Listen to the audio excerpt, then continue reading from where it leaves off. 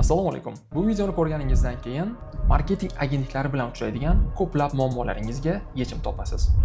Agar siz biznes egasi bo'lsangiz, faoliyatingiz davomida bir marta bo'lsa ham marketing agentliklari bilan o'zi qanday ishlash kerak degan savol xayolingizga kelgan. Bu videoni ko'rayotgan bo'lsangiz, hali ham bu muammoga to'laqonli yechim topa olmagansiz. Men Rodil 4 yillik tajribaga ega digital marketolog, Jiddiy Labs agentligi rahbari va asoschisiman. Shu vaqtgacha biz bilan ishlab kelayotgan mijozlarimizdan taxminan 70%da shu kabi muammolar bo'lgan. Ular yoki agentliklar bilan qanday ishlash kerakligini aniq bilishmaydi, yoki ishlash uchun qanday agentlik tanlash kerakligini tushunishmaydi. Va eng og'riqlisi, eng achinarlisi, ular noto'g'ri agentlik bilan ish boshlab qo'yib, juda ham katta zarar ko'rishadi. Endi bozordagi ahvol hozir shunaqa. Hatto nomi chiqqan mashhur agentliklar ham biznes egalariga natija qilib berisha olmayapti. Buni ham o'ziga yarasha sabablari bor. Bu videoda biz to'g'ri tushunish kerak bo'lgan jihatlar hozirgi holatda, bozordagi bu holatning sabablari va agentlik tanlashdagi o'ziga yarasha red flaglarni va agentlik bilan qanday kelish kerakligini ko'rib chiqamiz. Ogohlantiraman, bu video yengil ko'ngil yozish uchun ko'riladigan video bo'lmaydi. Bu videoda biznes egalari uchun aynan shu mavzuda konkret bilimlar beriladi. Agar amalda qo'llasangiz, natijaga erishishingiz mumkin bo'ladi. Demak, boshladik.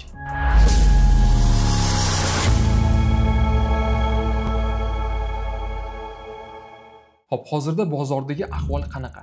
Nega biznes egalari SMM degan so'zga, SMM xizmatlariga ishonchsizlik bildirishyapti? Umuman olganda, so'nggi 2-3 yilda deylik pandemiyadan keyin marketing xizmatlariga talab juda ham oshdi. Buning natijasida o'nlab, balki yuzlab o'sha agentliklar tashkil topishi boshladi. Endi agentliklarni ham ikki xilga bo'ladigan bo'lsak, yangi tashkil topgan va anchadan beri ishlab kelayotgan tajribasi bor. Tajribasiz agentliklar asosan bir narsani maqsad qiladi, sizni pulingizni olish va legalchika deyiladi-ku, post qo'yib berish. Endi tajribali agentliklar ham natija qilib bera olmayotgan bitta holatda buni sababi nima? Buni sababi ikki xil bo'lishi mumkin. Ya'ni mijoz tomonidan ham, ya'ni biznes egasi tomonidan ham muammo bo'lishi mumkin, agensiya tomonidan ham ma'lum bir muammolar bo'lishi mumkin. Hozir o'shani ko'rib chiqamiz. Xo'p, demak, birinchi biznes tarafdagi muammoni ko'radigan bo'lsak, mahsulot noto'g'ri pozitsiyalangan bo'lishi mumkin. Demak, siz mijoz topishingiz uchun, mijozlar sizning mahsulotingizga yoki servisiga qiziqish uchun aynan o'sha siz taqdim qilayotgan servis yoki mahsulotga talab bo'lishi kerak. Savol bering, meni mahsulotim yoki servisimga talab bormi? Talab bor bo'lsa, qanchalik talab bor? Shu savolga javob beradigan bo'lsangiz, keyingi qadamga o'tishimiz mumkin bo'ladi. Xo'p, marketingda 4P degan tushuncha bor. Product, ya'ni mahsulot, price, narx, placement yoki place, joylashuv va promotion, ya'ni promo, reklama. Demak, shu 4P deyotgan terminimizdagi 4 ta narsa ham bir-biriga uzviy bog'liq hisoblanadi. Buni oddiy tushunsak bo'ladi. Misol uchun bitta uy oling, 4 ta ustuni bor. Agar bitta ustunga zarar yetgan bo'lsa ham, uy qulab tushishi mumkin. Biznesdagi holatda esa mijozlar oqimi to'xtab qolishi mumkin yoki biznes bankrot bo'lishi mumkin. Bu 4 talasini ham bitta-bitta ko'rib chiqamiz.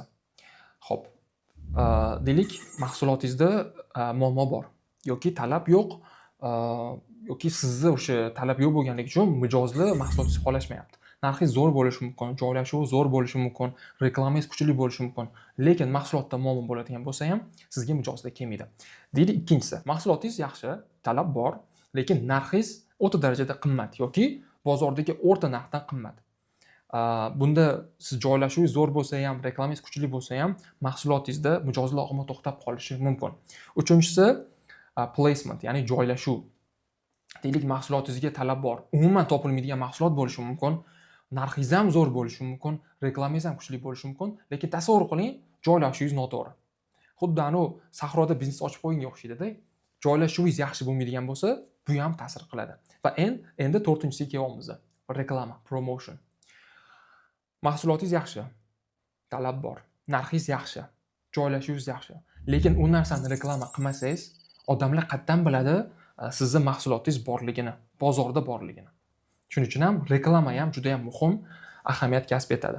Mana shu 4-qism ham agentlik bilan bog'liq. Agar agentlik sizning reklamangizni yaxshi qilib beradigan bo'lsa va qolgan 3tasi yaxshi bo'ladigan bo'lsa, demak, sizning biznesingiz yaxshi natijalar ko'rishi kerak. Endi hozir mahsulotdagi muammolarni gapirdik, 4P ni gapirdik, endi agentlik strukturasi. Bu aytdik-ku, misol uchun mana bu yangi boshlagan agentstvalarda o'ziga yarasha muammolari bor, uni ko'rib chiqishimizga hojat yo'q, lekin o'sha mashhur agentstvalar ham nimaga natija qilib berisha olmayapti? Bunda agentlik strukturasiga e'tibor berishimiz kerak. Odatda katta agentstvalarda juda ham ko'p bo'limlar bo'ladi. Misol uchun deylik, professional xodimlardan tashkil topgan bitta jamoa bo'ladi yoki juda ham professional bo'lmasa ham o'sha o'rta darajadagi xodimlardan tashkil topgan bitta jamoa bo'ladi va stajyorlardan tashkil topgan jamoa bo'lishi mumkin, agar katta agentstva bo'ladigan bo'lsa.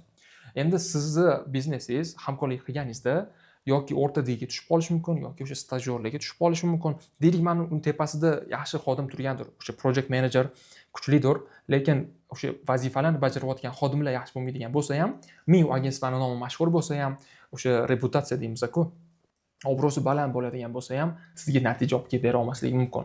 Mana shaxsan o'zim ikkita mijozimda xuddi shunaqa holat bo'lgan. O'sha keyslardan kelib chiqib aytamiz bu narsani. Endi agentstva tanlashda red flaglarni ko'rib chiqamiz hozir. Ulardan birinchisi juda ham arzon narx bo'lishi. Men biznes egalari shu narsani tushunishini xohlardim. Juda ham arzon sizga servisni taklif qiladigan bo'lsa, ular bilan ishlamagingiz ma'qul. Chunki bu sizga pul tejash emas, balki vaqt yo'qotish va o'sha uzoq muddatda pul yo'qotishga ham olib kelishi mumkin. O'zi bitta mantiq tomondan qaraydigan bo'lsak, deylik, o'sha reklamaga, promotionga sizni biznesingiz bog'liq bo'lib turibdi-da. Siz biznesga pul tikib qo'ydingiz, falon summa tikib qo'ydingiz. Endi reklamaga pul qisish kerak emas-da. Reklamaga ham yaxshi pul sarflaydigan bo'lsangiz, mana bu yerda tikib qo'ygan pulingiz o'zini oqlashi mumkin. Hozir juda ham ko'plab biznes egalari shunaqa mindset, ya'ni dunyoqarash bo'lib qolyaptiki, mana SMM yoki umuman media marketing eng oxirgi o'ringa tushib qolyapti. Lekin eng ko'p narsa talab qilayotgan ham o'sha bo'lyapti. Yaxshi summa ajrating, yaxshi byudjet ajrating, yaxshi natija ko'rishingiz mumkin. Endi agentstvalar ish boshlashdan oldin brief to'ldirmasa, sizdan savollar so'ramasa, bu ham bitta red flag bo'lishi mumkin siz uchun. Ya'ni sizni biznesingizni eng yaxshi biladigan odam siz bo'lasiz. Men deylik, bitta agentstvaman, kelib sizni o'sha loyihangizni olmoqchiman. Bu haqida to'liq ma'lumotga ega bo'lmasdan ish boshlaydigan bo'lsam, men natija qilishim qiyin bo'ladi. Agar men yaxshi agentstva bo'ladigan bo'lsam, nima qilaman? Brief to'ldiraman, konkret savollar so'rab olaman. Agar men bu ishni qilmayotgan bo'lsam, men bilan ishlash kerak bo'lmaydi. Xo'p, keyingisi shartnomasiz ishlash. Shartnomasiz ishlanganda mas'uliyat yaxshi bo'lmaydi. Bu ikkala taraf uchun ham tegishli. Siz agentstvamisiz, mijozingiz bilan shartnoma qilib oling. Siz biznes egasimisiz, agentstva bilan shartnoma qilib oling. Bu juda ham muhim etaplardan biri hisoblanadi. Keyingisi, bitta odamga, bitta xodimga hamma narsa yuklangan bo'lsa, bu уже jamoa bo'lmaydi, freelancing bo'lib qoladi. Bu ham sizga natija olib kelishi qiyin. Va eng oxirgilari bizani listimizda strategiyasiz ishlash. Bu nima degani? Strategiyasiz ishlash degani, boshida aytganimiz delegalovchiga dedik-ku, faqat o'sha post chiqishi uchun, post soni uchun ishlash bo'lib qoladi. Konkret o'sha postlarning ortida strategiya bo'lmaydigan bo'lsa ham, sizni biznesingizga o'sha agentstva natija olib kelib bera olmaydi. Endi tabiiy bitta savol tug'iladi. Shuncha red flaglar bor ekan, o'zi qanaqa ishlash kerak agentlar bilan, agentstva bilan, qanaqa tanlash kerak ularni? Hozir o'shani ham birma-bir ko'rib chiqamiz. Demak, boshladik. Agentstva ish boshlashdan oldin siz haqingizda juda ham ko'plab savollar so'rash kerak bo'ladi.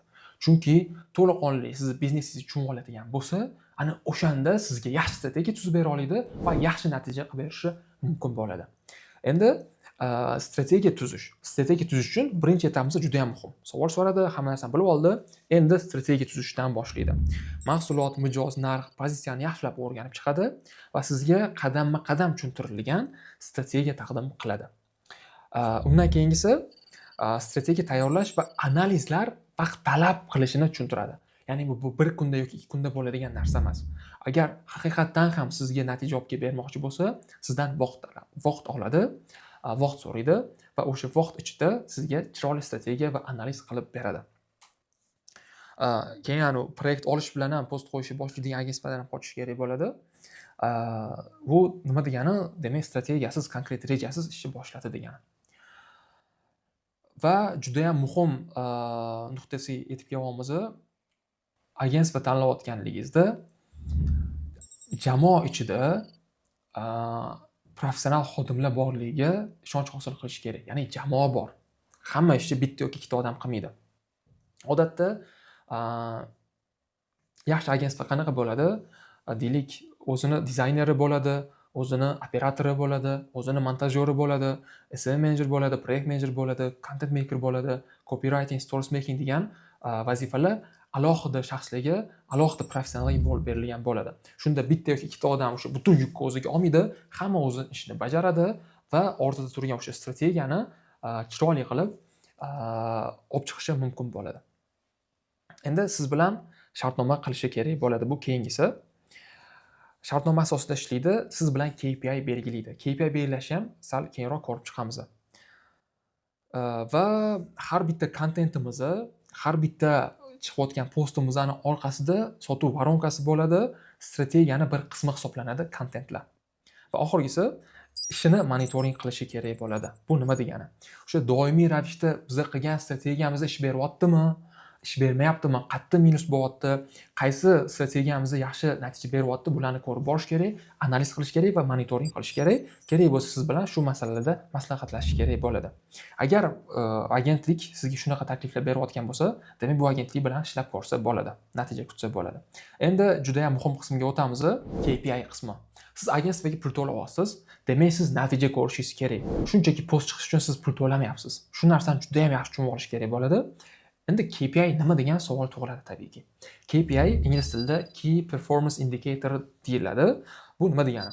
Bu o'sha marketingda muvaffaqiyatni aniqlab beruvchi konkret ko'rsatkich, metrika hisoblanadi. Oddiy qilib aytganda, men pul berdim agentstvaga, byudjet ajratdim va shu ajratgan byudjetim evaziga men nima oldim, qanaqa foyda oldim degan joyini sizga aniqlab beradi. Xo'p, endi juda ham keng tarqalgan noto'g'ri tushuncha bor. KPI da bu o'sha ko'rishlar soni, prosmotrlar soni yoki like'lar soni, follower deymiz, подписчиклар soni deb bilib qolishgan. Bu noto'g'ri. Bu noto'g'ri ko'rsatkich bo'ladi. Hozir men sizga to'g'ri ko'rsatkich, ya'ni agentliklar bilan keng tarqalgan 3 ta ko'rsatkichni aytib beraman. Shularni inobatga olib ishlaydigan bo'lsangiz, natijangiz yaxshi bo'lishi mumkin. Xo'p, birinchisi CAC deyiladi. Bu nima degani? Customer Acquisition Cost. Ya'ni bitta mijoz sizga nechta pulga tushdi. Siz reklama, xizmat, kontentga pul sarfladingiz, deylik, taxminan $600 sarfladingiz. Sizga $600 sarflaganingizdan keyin 12 ta mijoz keldi. Biz lead haqida gaplashmayapmiz, mijoz. Konkret sizdan sotib olgan mijozlar haqida gaplashyapmiz. $600 ga 12 ta mijoz keladigan bo'lsa, har bitta mijozimiz $50 dan tushgan hisoblanadi. Misol uchun, agentstvaga siz shunaqa KPI qo'yishingiz mumkin. Endi bu o'sha reklama, yoqilayotgan reklama, qilinayotgan ishlar natija beryaptimi yo'qmi, o'sha narsani ko'rsatadi. Ikkinchisi ROAS deyiladi, ya'ni Return on Ad Spend. Ya'ni siz reklamaga pul ishlatdingiz va u sizga qancha foyda olib keldi. Buni qanaqa ko'rsak bo'ladi? Misol uchun, deylik, $100 reklamaga tikkan bo'lsangiz va u orqali $400 savdo bo'lgan bo'lsa, nima qilamiz? O'sha $400 $100 ga bo'lamiz, bu 4x degani. Ya'ni 4 baravar foyda olib keldi o'sha reklamaga tikkan pulingiz. Endi bu yerda agar o'sha 1 dan past bo'ladigan bo'lsa, bu zarar, 2 dan yuqori bo'ladigan bo'lsa, yaxshi ko'rsatkich deb olsak bo'ladi. 4 yoki 5x atrofida bo'ladigan bo'lsa, bu haqiqatan ham yaxshi ko'rsatkich. Ya'ni zo'r natija deb ayta olamiz. Uchinchisi CPL, Cost per Lead deymiz. Uje mana bu yerda biz lead haqida gaplashyapmiz. Bu mijoz emas, lead. Lead nima degani? Lead bu sizni o'sha tovaringizga yoki servisingizga qiziqayotgan insonlar. Ular hali mijoz bo'lmadi, ular hali ham lead. Ular bilan ishlash kerak bo'ladi. Endi o'sha bitta lead sizga qanchaga tushyapti? O'shani ham ko'rishingiz kerak. $300 deylik reklamaga sarfladingiz. $300 reklamaga sarflagandan keyin sizga 100 ta lead keldi. 100 ta lead nima degani bu? Har bitta leadingiz $3 dan tushdi. $3 dan tushdi. Endi buni leadni sifatiga ham e'tibor berish kerak va keyinchalik o'zingiz ichki tizimda konversiyaga ham e'tibor berishingiz kerak bo'ladi. Agar shu narsalarni, ya'ni lead kelyapti, sotuv menejerlar ham yaxshi qilayotgan bo'lsa, konversiya yaxshi bo'layotgan bo'lsa, bu sizni o'sha biznesingizni yaxshi natijalar ko'rayotganligidan dalolat beradi. Endi noto'g'ri KPI qo'yish, boya sanab o'tgan keng tarqalgan xatolar. Buni men o'sha allaqachon aytib bo'ldim. Agentlik natija asosida emas, to'g'ri natija asosida baholanishi kerak. Hozirgi sanab o'tgan metrikalarimizni ishlatgan holda bu natijaga erishishingiz mumkin bo'ladi. Shu o'rinda tabiiy bir savol tug'iladi. Jiddiy Labs qanaqa KPI bilan ishlaydi? Buni ham ko'rib chiqsak, Bizda har bitta loyihamiz uchun individual KPI qo'yiladi. Biza shu narsalarga asoslab KPI qo'yamiz. Birinchi navbatda sizni biznes modelingiz qanaqa? O'shani yaxshilab ko'rib chiqamiz. Sizni savdo maqsadlaringizni yaxshilab o'rganib olamiz. Marketing kanallaringizni ko'rib chiqamiz. Bu nima degani? O'sha Instagram, Telegram, YouTube yoki Facebook o'shalarni yaxshilab ko'rib chiqamiz va analiz qilamiz. Va byudjet hajmingiz. Sizdan savol so'raladi. Byudjet o'zi qancha ajratmoqchisiz marketingga? Marketing jamoa uchun qancha ajratmoqchisiz va reklama, ya'ni target deymiz, biz targetga o'rganib qolingan. Targetga qancha summa ajratmoqchisiz? O'zimizdan analizlardan kelib chiqqan holda sizga nima qilib bera olishimizni aytamiz. Misol uchun, deylik $500 reklamaga ajratmoqchi bo'lsangiz, biz bilan siz o'sha ROAS yoki CPL asosida KPI qo'yib ishlashingiz mumkin bo'ladi. Bunda har oy o'sha natijalarni tahlil qilib boramiz va keyingi bosqich uchun, ya'ni keyingi oylar uchun optimizatsiya qilib borishimiz mumkin bo'ladi. Bu yerda e'tibor berish kerak bo'lgan narsasi, biz bilan ishlaganda har doim nima ishlayapti, nima ishlamayapti, ochiq-oydin ko'rib turishingiz mumkin bo'ladi. Xo'p, bu videomiz agar manfaatli bo'lgan bo'lsa, foydali bo'lgan bo'lsa, juda ham xursand bo'laman. Agar Jiddiy Labs bilan ishlamoqchi bo'lsangiz, bizga aloqaga chiqishingiz mumkin. Shaxsan o'zim o'sha biznesingizda brieflarni olib, sizdan savollar so'rab, xudo xolasa yaxshi strategiyalar bilan hamkorlik qilishimiz mumkin bo'ladi. Men bilan ishlashingiz ham shart emas. Xuddi shunaqa hozir aytganimdek, qaysi agentство sizga shunaqa taklifni berayotgan bo'lsangiz, bemalol ular bilan ham ishlashingiz mumkin bo'ladi. Lekin shu videoda aytilgan ko'rsatmalarga, demak, bilimlarga amal qilinadigan bo'lsa, xudo xolasa kelajakda yaxshi natijalar ko'rishingiz mumkin bo'ladi. Salomat bo'ling, charchamang.